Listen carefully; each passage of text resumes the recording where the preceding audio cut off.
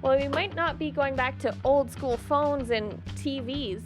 I think we all still prefer cell phones, but we have seen a resurgence in audio equipment, the retro stuff that plays records and tapes.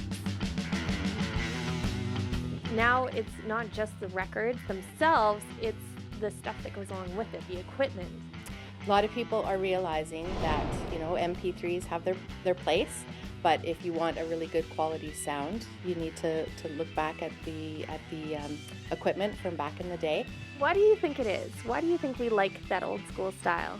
I think people are realizing that the quality of sound is better when you have quality equipment and when you're listening to records. It's more of an interaction that people experience when they're dealing with turntables and with records. The resurgence of vinyl has led to the resurgence of vintage audio gear. Are these things behind us? These things, yes. What are these things? What are these?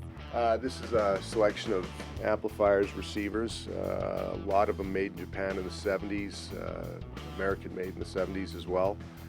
Wood, metal, glass, the engineering, the quality, it's the epitome of they don't make them like this anymore. You certainly don't see these at box stores with black plastic units these days.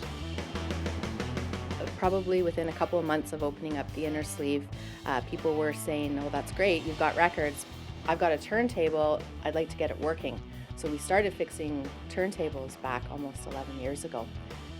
We've now progressed. We have a full shop downstairs. We fix speakers and amps and turntables, cassette decks, all of that. When it comes to the engineering of these components, if you wanted to duplicate the engineering of a lot of the 70s classic components in 2015, you'd be into thousands of dollars. Even from an economical standpoint, this is the way to go. That's really cool that you can refurbish those old school things that you might still have in your parents' basements that haven't seen the light of day in a while.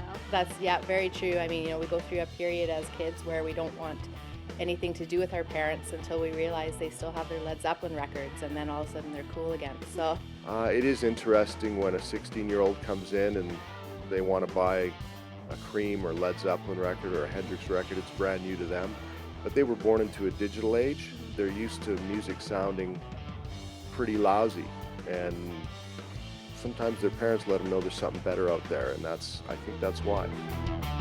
With many artists now releasing CDs as well as their albums on vinyl, it's up to you what sound you prefer.